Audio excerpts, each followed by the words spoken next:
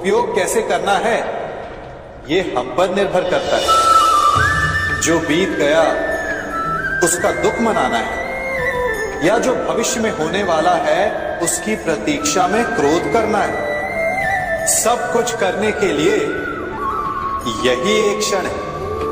प्रसन्न रहना है तो उसके लिए भी यही एक पल है।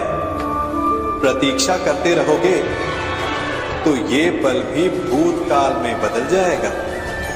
इसलिए आनंद के लिए, परोपकार के लिए प्रतीक्षा ना कीजिए। आपके पास जो पल है उनका भरपूर सदुपयोग कीजिए, क्योंकि इस घड़ी को पलटकर आप फिर से समय अवश्य गिन सकते हैं, परंतु अपना बीता हुआ समय आप वापस नहीं लौटा पाएंगे। मनुष्य भी बड़ा विचित्र प्राणी है। अपनों से नीचे के स्तर के लोगों को वो हे दृष्टि से देखता है, उनका उपहास उड़ाता है, उनसे बार बार कहता है कि तुम्हारा कुछ नहीं हो सकता, तुम भविष्य में कुछ नहीं कर पाओगे। जब मनुष्य के पास धन, संपत्ति, मान होता है तो वो दूसरों का आदर नहीं करता, परंतु वो एक बात भूल जाता है कि उससे भी अधिक शक्तिशाली कोई अस्तित्व में है, और वो है समय। काल काल अपना चक्र कब बदलेगा ये कोई नहीं जानता।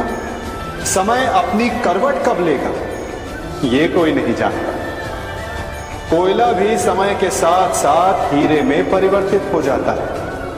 इसलिए जीवन में कभी भी किसी का भी उपहास नहीं उड़ाना चाहिए।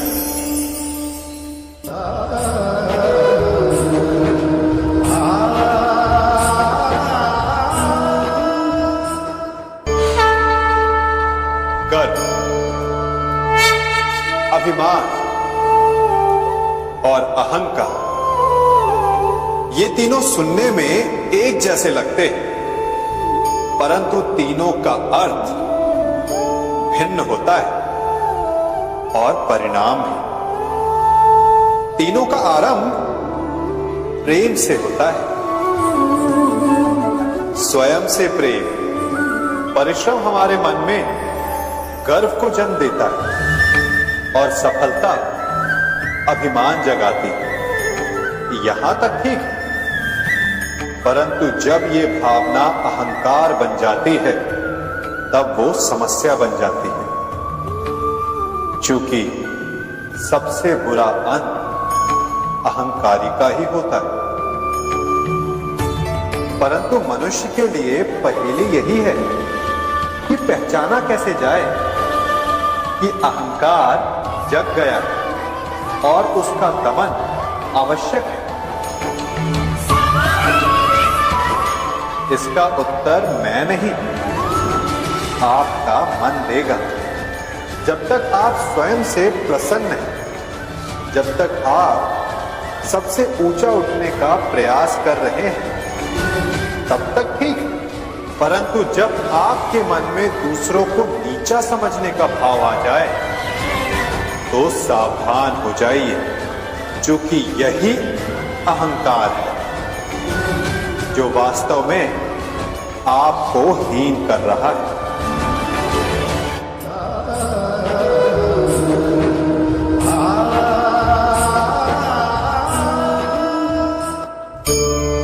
आज मैं आप सबको एक कहानी सुनाता हूं। एक दिन गोकुल में दो व्यापारी आए। एक व्यापारी शहद का था, बड़ा मीठा शहद था उसका, परंतु वो गोकुल में टिक नहीं पाए। उसके व्यापार ने घाटा खाया और शीघ्र ही वो गोकुल छोड़कर चला गया। और दूसरा व्यापारी मिर्च का था। पहले दिन वो एक पोटली लाया और दूसरे ही दिन वो पूरी बैलगाड़ी भर कर लाया। और धीरे धीरे पूरी मथुरा में उसकी धाक जम गई। मुझे बड़ा आश्चर्य हुआ, तो मैंने बाबा से पूछा कि ऐसा क्यों कि एक मीठे शहद का व्यापारी कंगाल हो गया और एक मिर्च का व्यापारी धीरे धीरे नगर सेठ बन गया। बाबा मुस्कुराए और उन्होंने कहा कि मीठी बोली बोलने वाले की तीखी मिर्च भी बिक जाती है, और जो कड़वी बोली बोलता है उसका मीठा शहद भी नहीं बिकता। वाह, कितने उत्तम विचार हैं उनके, और उचित ही है।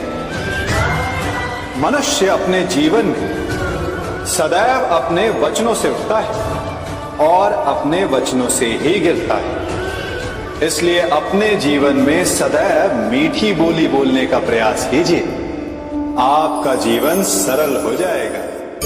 मनुष्य की सबसे बड़ी दुर्बलता क्या होती है? सोचिए। धन, प्रेम, अहंकार। मनुष्य की सबसे बड़ी दुर्बलता होती है उसके रहस्य। चाहे आप कितने भी शक्तिशाली क्यों ना हो, कितने भी प्रबल क्यों ना हो, परंतु उसके रहस्य उसके नाश की चाबी होती है। इसलिए यदि प्रबल रहना है, शक्तिशाली रहना है, समर्थ रहना है, तो अपने रहस्य को किसी को भी ना बताए, ना मित्र को और ना ही शत्रु को, क्योंकि समय पड़ने पर कब कौन शत्रु हो जाए ऐसा कहना संभव नहीं। विभीषण को रावण के अमृत कुंड का ज्ञात था, इसीलिए प्रभु श्री राम रावण का वध करने में सफल हो सके। इसलिए उचित यही है कि आप अपने रहस्य को स्वयं तक ही सीमित रखें।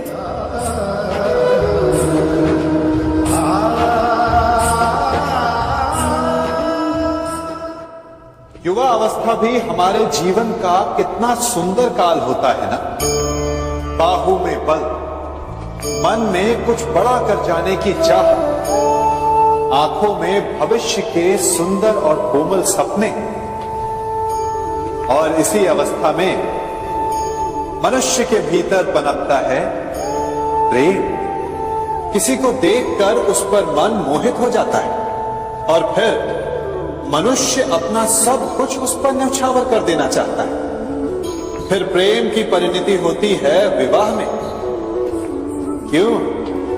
सबको अपने खट्टे मीठे संस्मरण स्मरण हुआ है ना, परंतु यहीं से अधिकतर माता पिता और संतान के मध्य विचारों का विरोध प्रारंभ हो जाता है। संतान को लगता है कि उसका चुना जीवन साथी ही उसके लिए उपयुक्त है, और माता पिता को लगता है कि संतान अनजाने में भूल कर रही है। संतान का तर्क होता है कि उसे विवाह किससे करना है, ये उसका अधिकार है, और माता पिता का तर्क ये होता है कि अब भी जीवन साथी चुनने की समझ संतान में है ही नहीं। तो इस अवरोध को काटा कैसे जाए, उचित निर्णय कैसे लिया जाए?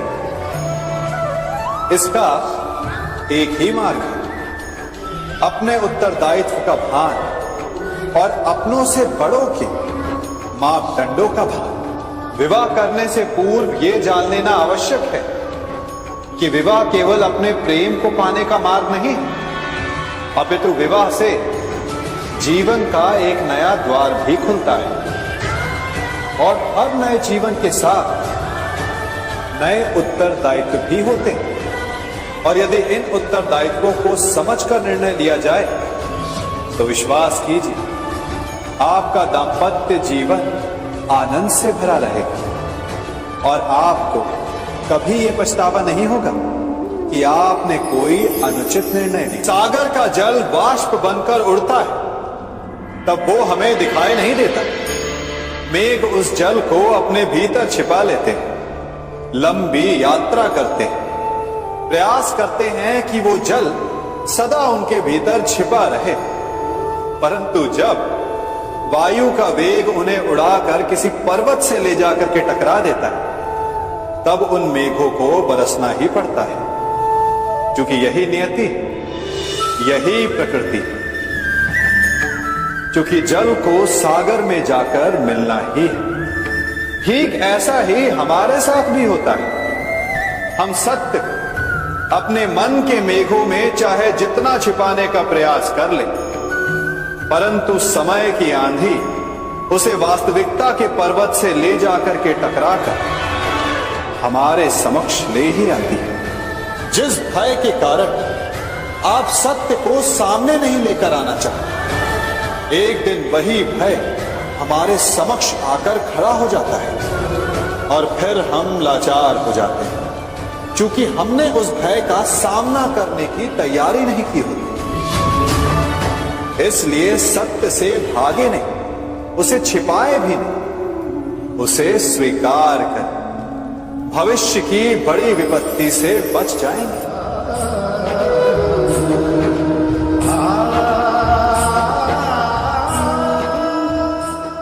कभी कभी आप सबके जीवन में एक ऐसी विचित्र समस्या अवश्य आती है कि शक्तिशाली के समक्ष मौन हो जाए।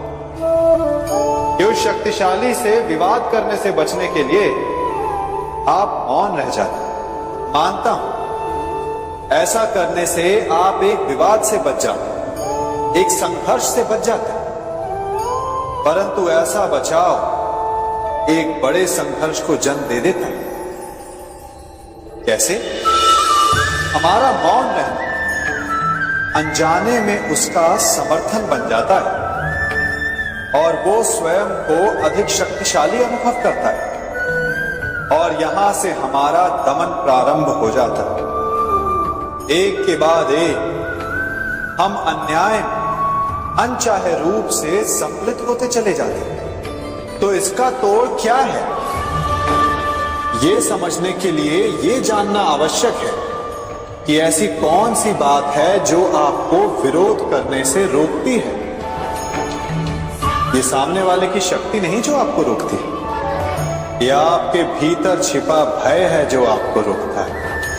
हाँ, कभी कभी भय आपकी सुरक्षा अवश्य कर सकता है, परंतु साथ साथ ये भी जानना आवश्यक है कि ये भय ही है जो आपको मौन भी रखता है। इसलिए अपने मन से भय को निकालिए और खुलकर अनीति का, अन्याय का विरोध कीजिए और फिर देखिएगा आपका मन कितना मुक्त, कितना हल्का अनुभव करेगा।